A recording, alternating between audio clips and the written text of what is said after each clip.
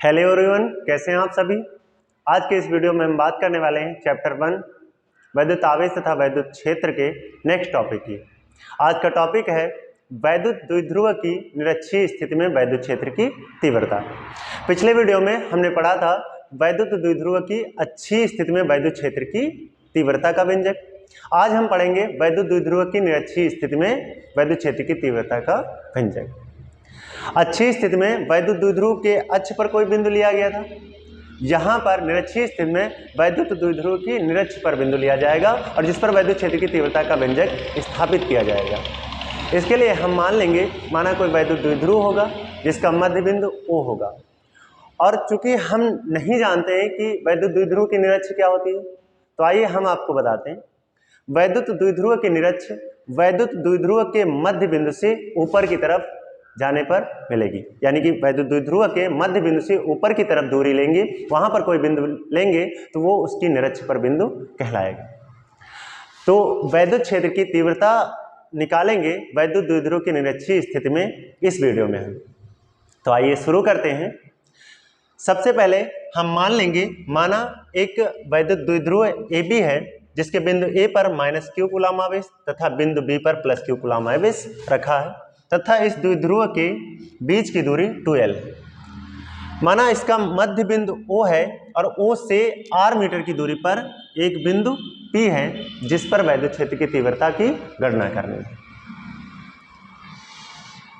चूंकि हम जानते हैं कि -q के कारण वैद्युत क्षेत्र की तीव्रता आवेश की तरफ होती है, तो इस -q के कारण बिंदु P पर वैद्युत क्षेत्र की तीव्रता आवेश की तरफ हो जाएगी, जिसको हम मान लेंगे E1। इसी प्रकार +q के कारण आवेश से बाहर की तरफ वैद्युत क्षेत्र की तीव्रता होती है, जो कि यहां पर हम लिखेंगे ये इस डायरेक्शन में बाहर की तरफ हो जाएगी, इसको मान लेंगे E2।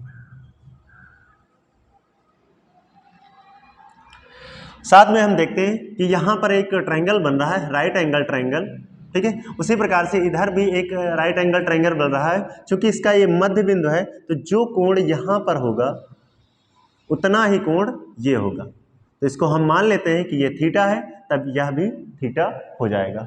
और साथ में यहां पर भी कोण की बात कर लेते हैं।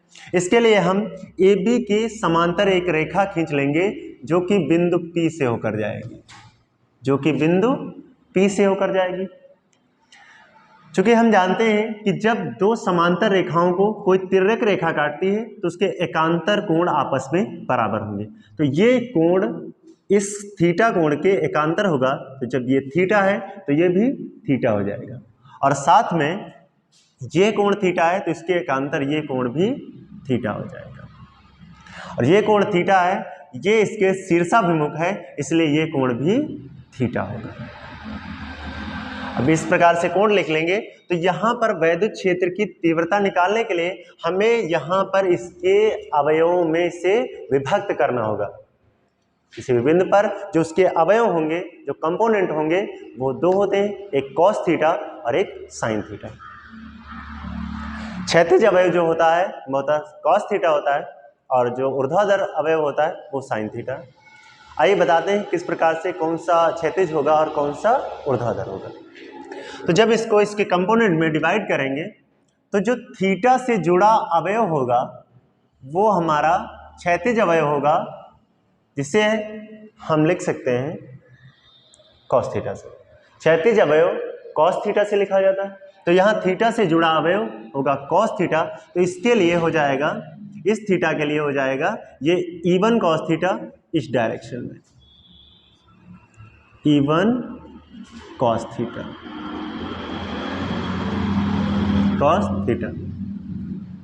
इसी प्रकार इस थीटा के लिए भी इसी पर ये अवयव होगा, इसी दिशा में E2 cos theta, E2 cos theta. तो यहां पर इस थीटा का अवयव बन गया E1 कॉस थीटा और E2 कॉस थीटा, जो दोनों एक ही डायरेक्शन में है। इसलिए यहां पर जो वैद्युत क्षेत्र की तीव्रता होगी वो E = E1 cos theta plus E2 cos theta होगी। चूंकि हम जानते हैं सदिश राशियां जो होती हैं वो दिशा के अनुसार जोड़ी जाती हैं, और यदि उनकी दिशा एक ही दिशा में पड़ती है तो प्लस कर लिया जाता है, जोड़ दिया जाता है, और यदि उनकी दिशा अपोजिट होती है तो उन्हें माइनस करके उनका कुल वैद्युत क्षेत्र की तीव्रता निकाल ली जाती है। यहाँ पर हम अभी तीव्रता की बात न करके अगले अवयव की बात करेंगे जो कि ऊर्ध्वाधर अवयव होगा। ठीक है, तो यहाँ पर जो ऊर्ध्वाधर अवयव होगा वो ये होगा ऊपर की तरफ, इसको हम मान लेंगे ये है हमारा E1 साइन थीटा, और इसके नीचे ये होगा E2 साइन थीटा।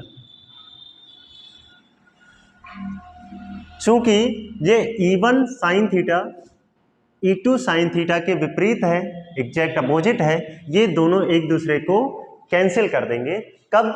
जब यहाँ पर बिंदु आवेश प्लस Q के कारण जो डिस्टेंस होगी वही डिस्टेंस माइनस Q के कारण P तक की होगी। तो आइए डिस्टेंस की बात कर लेते हैं। तो ये राइट एंगल ट्रायंगल में ये हमारा आधार है और ये लंब है, लंब हमारा R है और आधार L है, तब पाइथागोरस प्रमेय से हो जाएगा under root R square plus L square hypotenuse हो जाएगा।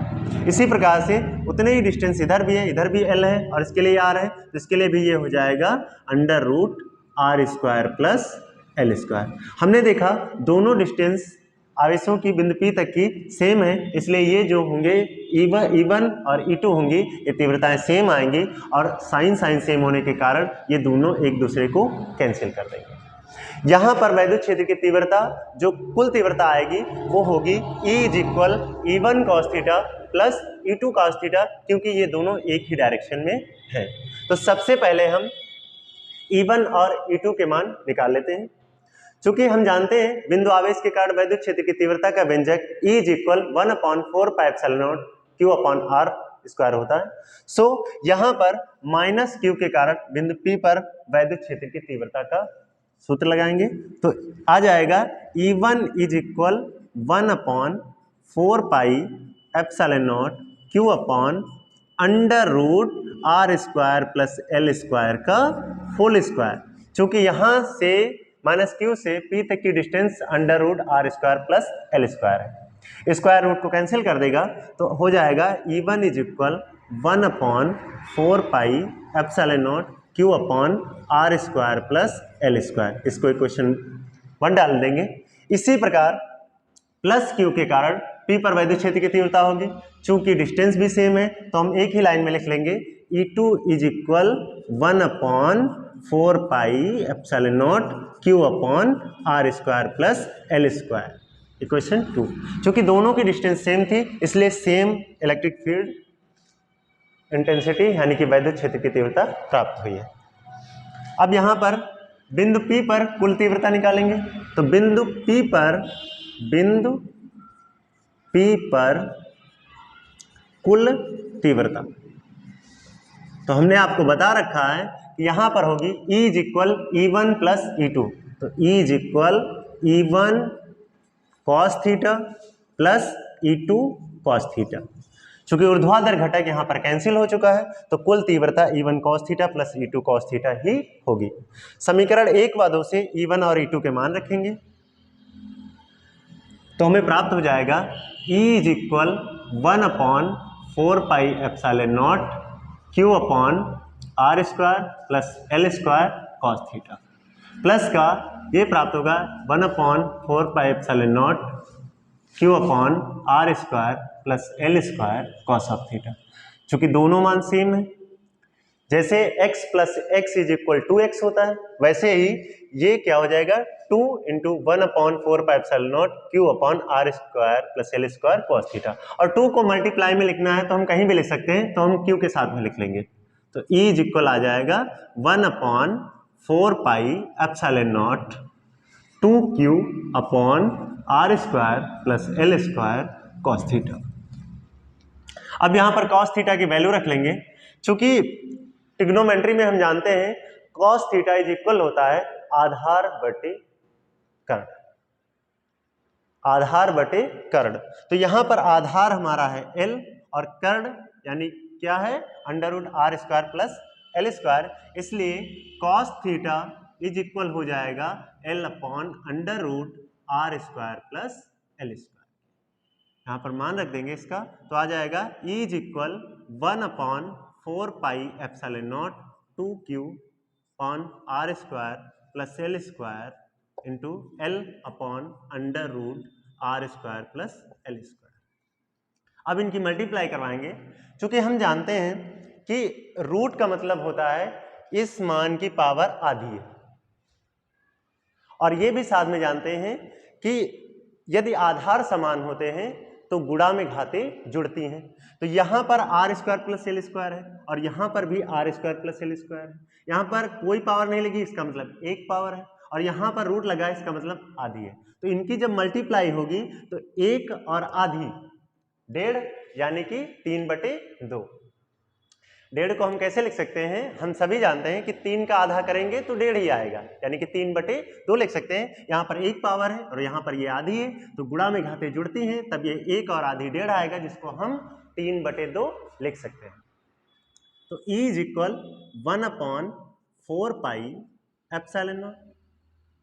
इसकी मल्टीप्लाई करवाएंगे तो ये आएगा 2L³ upon R square plus L square की पावर 3/2 यानी कि 3/2। चूंकि वही बात जो कि हमने अच्छी स्थिति में बताया था कि आर की अपेक्षा एल छोटा है, यानी कि आर बड़ा है एल से, तब आर स्क्वायर जो होगा वो एल स्क्वायर से बहुत बड़ा होगा। इसलिए हम एल स्क्वायर को क्या कर देंगे, नेग्लेक्ट कर देंगे। तो एल स्क्वायर को छोड़ने पर तब हमें मिलेगा E is equal 1/4 pi epsilon naught 2L³ upon R square की पावर 3/2। यहां पर ये 2 से कैंसिल हो जाएगा और आ जाएगा E is equal 1/4 pi epsilon naught 2L³ upon R³। चूंकि हम जानते हैं कि हमारा वैद्युत द्विध्रुव आघूर्ण P इज इक्वल 2L³ होता है, सो हम लिख सकते हैं P is equal 2L into Q। यहाँ पर 2L की Q की जगह पर P रख सकते हैं, इसलिए हमें प्राप्त हो जाएगा E is equal 1/4 pi epsilon not P upon R³। यही वैद्युत द्विध्रुव की निरक्षीय स्थिति में वैद्युत क्षेत्र की तीव्रता का व्यंजक है। हमने देखा कि जो हमने वैद्युत द्विध्रुव की अच्छी स्थिति में वैद्युत क्षेत्र की तीव्रता का व्यंजक प्राप्त किया था, उसके आधी निरक्षीय स्थिति में वैद्युत क्षेत्र की तीव्रता का व्यंजक है। यानी कि कहने का मतलब है अच्छी स्थिति में यहां पर 2 था और यहां पर निरक्षीय स्थिति में 2 नहीं है, यानी कि जो अच्छी स्थिति में वैद्युत क्षेत्र की तीव्रता का व्यंजक था उसके आधे निरक्षीय स्थिति में वैद्युत क्षेत्र की तीव्रता का व्यंजक होता। यहां से भी हम लिख सकते हैं कि E जो है वो दूरी R के क्यूब के व्युत्क्रमानुपाती होता है, यानी कि V व्युत्क्रमानुपाती 1/R³। तो इससे हम हमेशा यह ध्यान रखेंगे। और हमारा E is equal 1/4 pi epsilon not P upon R³ वैद्युत द्विध्रुव की निरक्षीय स्थिति में वैद्युत क्षेत्र की तीव्रता का व्यंजक है।